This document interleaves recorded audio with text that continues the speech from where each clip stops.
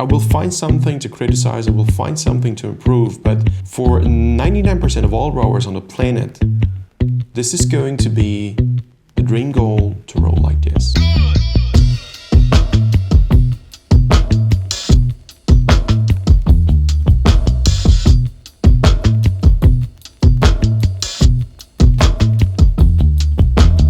The guy's name is Onat Kacak.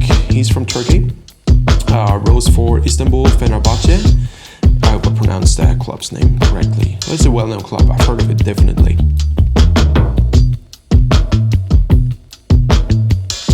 His coach, Hasan Ochan, sent me his video and said, "Hey, I'm sending you this video from Istanbul Fenerbahce rowing team. My athlete's name is Onat Kacak. He will participate in the selection race to go to the Olympics. I'd be grateful if you could comment on the video. Thank you so much." More than welcome.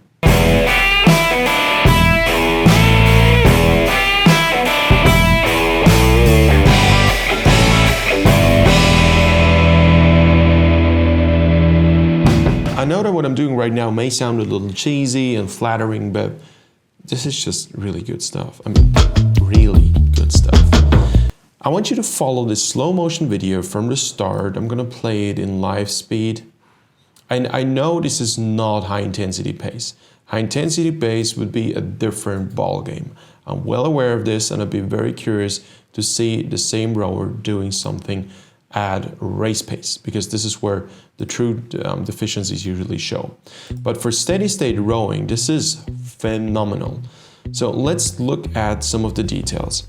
First thing, I've recently pointed this out in one of the arm training Zoom live sessions. A warm-up is not just a physical thing only, it's a physical / technical thing, where you try to get your technique into higher stroke rates, and it takes a lot of time. And if you have not joined yet, go to armtraining.com, and we have indoor live sessions every Saturday, 3:30 p.m. Vienna time. Just check the shoulders. The only thing we're going to look for right now is going to be the stability of the shoulder positions. So exactly, oh, it's way too thick. So exactly the stability of shoulder blade, everything around the shoulder blades, armpit, lat, the entire back, of course, all the way down, and hands. And I just want you to watch this, how stable this is. It's almost unbelievable. Blade enters the water. There is zero change in oar handle height, and there is zero change in shoulder position. So you see the inside hip angle opening up. That's very, very interesting, while everything else stays exactly the same. Solid leg drive keeps the upper body as its main lever, or starts to be in a very good position, or starts to bend around perpendicular. This is where they are in the best angle to attack. Uses the upper body lever to increase speed on the handle without working hard. Keep same height, shoulders still stable and relaxed. Oars almost snatch. Upper body motion done. Last bit of oar bend, uses upper body weight. Arms lead in, elbows and hands are at about the same height. Shoulders still low and relaxed. Head relaxed, shoulders relaxed. Blades leave the water. Done. Done. Preparation. There's one thing, the shoulders, I think, go back a little bit too far, but this is a matter of your boat setup. I think there's not enough space. Possibly your inboards are a bit too long, and you definitely don't have enough vertical space. So I think the boat setup is a little too low. I think you should go probably 5 millimeters higher to about, I would try 2 washers. Hands forward, upper body follows, hip follows. That's the most important thing, guys. It's not just that the hands move forward, the hip should follow. And this is where we see deficiencies. This is where we see problems. you do not really move from the hip. So which means, although your drive is about as perfect as a drive can possibly be, you still lack speed. And where you lack speed is on the recovery. Recovery is the second acceleration phase, and this is where you should actually move the boat with your body mass. And the problem is that you never do this. You don't play with your boat weight and your body weight, so that correlation. If you kept your knees a little bit extended with a 3-4 degree caveat not to lock the knees out, then you could pivot around the hip on the way forward and actually pull the boat underneath yourself. Your body is much heavier than the light boat, even if you add in all the hydrodynamics in front of the bow ball. This is a major effect where you gain extra speed. So this is why I would love to see how you row when you are at stroke rate 30 to 35. On the way forward, you're in control of yourself, but you're not fully in control of the boat. This is a difference here. And although it looks beautiful and gorgeous, I think for top speed, the boat control is missing. I would recommend you rotate a little more around the hip. And if you watch this right now and wonder, what on earth is there to complain about? He wants to qualify for the Olympics. That's a different ballgame. This is where the fastest of the fastest start. I know you don't have the full field of scullers because of limitations from every continent. There are only so many athletes allowed. So you will not find all the best athletes in the world, but you will find some of the very best athletes in the world. And in order to be quick there, you need every bit of speed you can possibly get. And what most people underestimate is that the speed gain or the reduction of speed lost during the recovery is absolutely essential. There's no way around this part of the acceleration. And I think it is absolutely needed that you understand how to move that boat. And there are even studies that say just before the catch is the second fastest to fastest phase of boat speed for an entire stroke cycle. Some people say it's because of weight distribution within the boat. I don't think that doesn't make sense, because if you distribute your weight forward, you have to break your weight, the speed of your weight down to zero and re-accelerate in the other direction. It doesn't make any sense, because then the boat would be all over the place. The idea is to drive the boat, use the blade. This is beautiful. Those are the water bodies, just crazy. It's absolutely. So use the blade now as an anchor. You propel the boat past that anchor, and the blade more or less sits still. You lose a bit of time, connection time at the catch with Randall foils.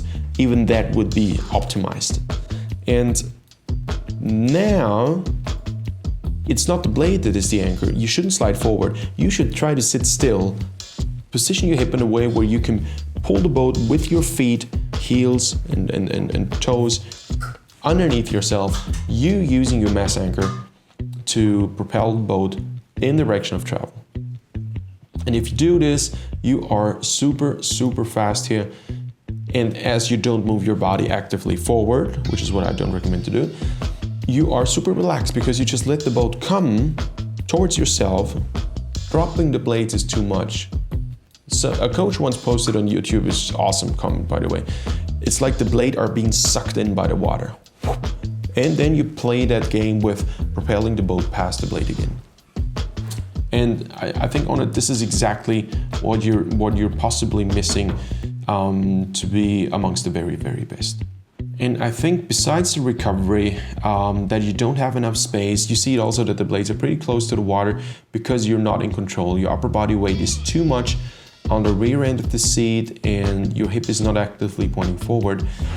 So this may be a challenge, and I'm pretty sure once you start to work with a lot of leg power, your posture will change.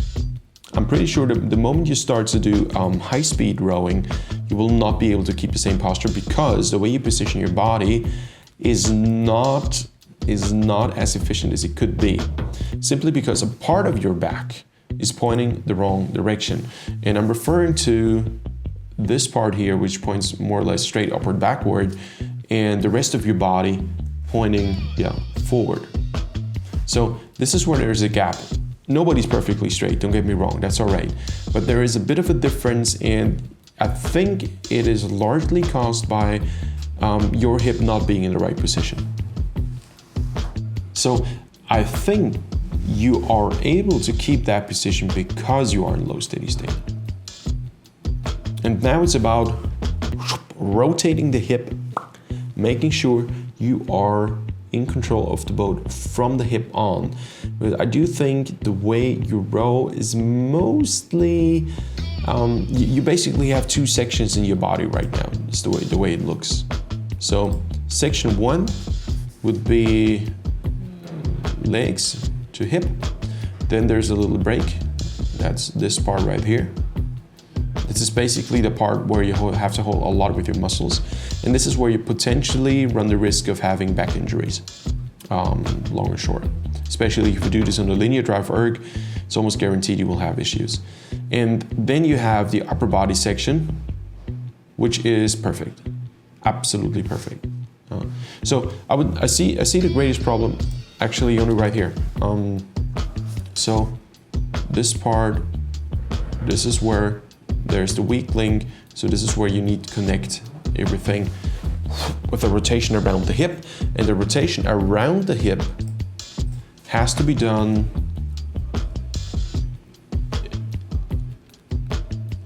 just after hands away. Now you would have to actively move with your hip, and you don't do this. Your knees bend too early, there's not enough tension in your glutes and your hamstrings, mostly hamstrings, and therefore a lack of control over the boat. This is quite a major issue. And there's another issue I would like to point out, and it is just at the catch. At the catch, you start to drive before the blades are in the water. And this leads to the blades going deeper than they have to. This is already too deep. They should never go that deep. I'm pretty sure you guys have rental foils somewhere in Turkey. Just get a set of blades with rental foils, try it out, then you feel where the blades should be.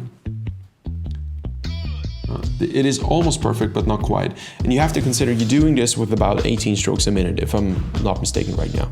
The question is, what does it look like with 30, 35 strokes a minute after 1,000 meters of a race when you start to accumulate a lot of lactate? All right, for the rest, let's just enjoy this beautiful rowing. Absolutely gorgeous. Okay, ladies and gents, I hope this was interesting. I wish you all the best, Onat and Hassan. Thank you for sending me that video. If you would like to send me a race pace footage, very happy to help you. And I wish you all the best for the Olympic qualification. See you soon. Bye-bye.